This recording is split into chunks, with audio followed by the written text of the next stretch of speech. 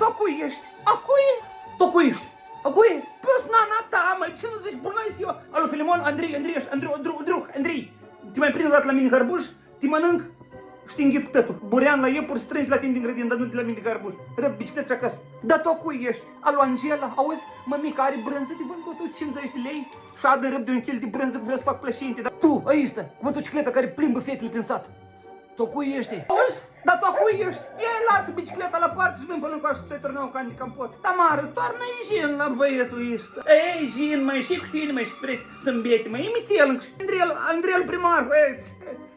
Andrei. Plimbă, n-am nic și plimbă fetele 2 litri, dacă lor le place. Două fetele, plimbă-le și pe noi și fetele. Tăticu ce faci? La primărie lucrează tăticu și tu lucrezi cu fetele. Nu te teme de câine și ala că nu faci nică. Marș, măi, nu mușc tare așa cu Felix. Și?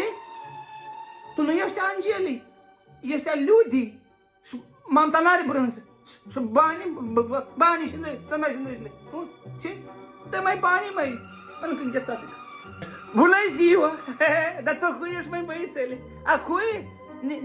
A meu, nepoata mea, Victoraș, nu știu de ochi. A, nu ești Victoraș, Iliușa, Andrei, Oxana, măi, dar eu cresc copii, bunel îmbătrânește, genul își termină, probleme, dar dacă cui ești, ziua, cui ești și îmbătrânești.